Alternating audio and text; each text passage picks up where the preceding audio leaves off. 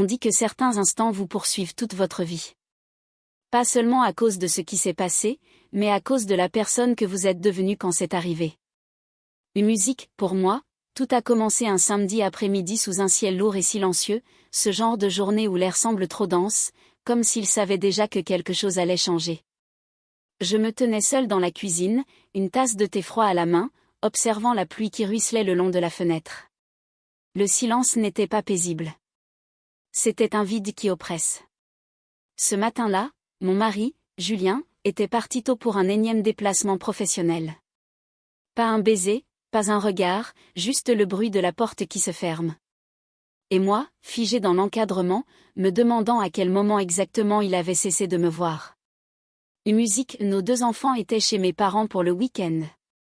La maison, si vivante d'habitude, semblait soudain trop grande, trop propre. J'errais de pièce en pièce, rangeant des objets déjà rangés, espérant combler quelque chose que je ne pouvais nommer. C'est à ce moment que le message est arrivé, une conversation de groupe que je n'avais pas vue depuis longtemps.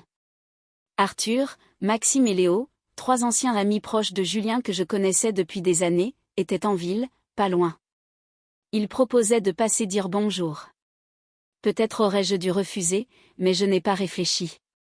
J'ai simplement répondu, bien sûr, passez quand vous voulez. Et ainsi, sans m'en rendre compte, j'ai entrouvert une porte que je ne savais pas que je ne pourrais plus refermer. Ils sont arrivés en fin d'après-midi, trempés par la pluie. Chacun portait quelque chose, du vin, des pâtisseries, un petit bouquet de lys blanc. Arthur entra le premier, son sourire toujours doux. Maxime lança une blague sur la déco chaleureuse de la maison. Et Léo? Léo resta silencieux, mais ses yeux parlaient pour lui. Une musique, j'ai allumé quelques bougies dans le salon, plus pour moi que pour eux. Je portais une robe simple, rien d'exagéré, mais assez pour sentir que j'étais encore une femme. Pas seulement une mère, pas uniquement une épouse. Nous avons parlé de souvenirs, de nos métiers, de la vie qui passe trop vite, et sous ces rires partagés, il y avait quelque chose d'autre, une tension invisible, un frisson dans l'air, chaque regard trop long, chaque silence trop plein. Le dîner était simple, un poulet rôti aux herbes, pommes de terre au four, une recette de famille. Mais cette fois, tout avait un goût différent. J'avais dressé la table avec soin et je me suis surprise à guetter leur réaction. Ils me complimentaient, pas seulement pour le repas, mais comme s'ils redécouvraient la femme que j'étais. Après le dîner, nous nous sommes installés dans le salon. Léo mit un fond de musique jazz. Arthur proposa un jeu, moitié en riant, moitié sérieux, action ou vérité. Au début, c'était léger, des anecdotes, des défis bêtes. Puis Maxime me regarda avec une intensité troublante. Est-ce que tu as déjà désiré quelque chose au point de risquer tout ce que tu avais? J'ai souri mal à l'aise, mais la vérité est sortie malgré moi. Parfois, je me sens invisible. Il ne rit pas. Arthur posa doucement sa main sur la mienne. On te voit. Quand ils partirent, Léo fut le dernier à se lever. Il resta un instant dans l'entrée puis demanda, à voix basse, « Tu t'es déjà demandé ce que ça ferait d'être à sa place ?» Je n'ai pas répondu, mais cette question s'imprima en moi. Les jours suivants, ils passèrent plus souvent, toujours avec une excuse, un livre à rendre, une plante à rempoter, un outil à emprunter.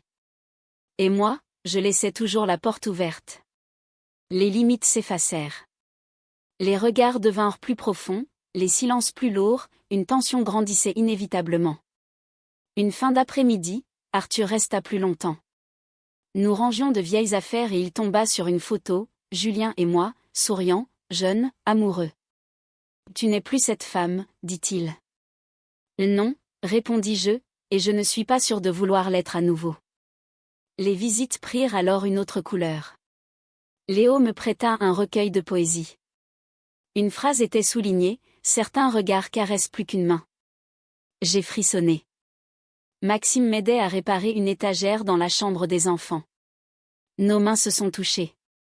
Aucune de nous deux n'a bougé. Une musique. Arthur est revenu un soir avec 2 verres et une bouteille de vin. Nous avons parlé sur la terrasse sous la pluie, de rêves abandonnés et de souvenirs que la vie avait effacés. Puis une nuit arriva, différente. Les enfants dormaient. Julien était absent. Ils sont venus. Ils ne dirent rien. Moi non plus. Je les ai simplement laissés entrer. Le salon était calme, la lumière douce.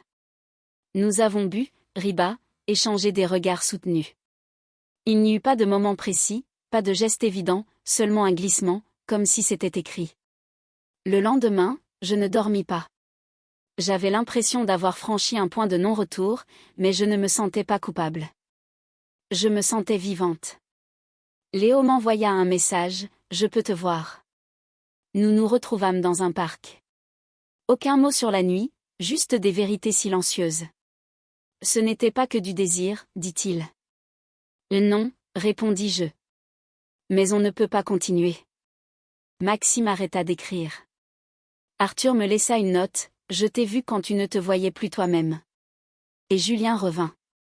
Il m'embrassa. Mais moi, je n'étais plus la même. Si toi aussi, tu as déjà laissé entrer quelque chose ou quelqu'un qui a changé tout ce que tu croyais stable, alors tu comprends que parfois on ne cherche pas l'erreur.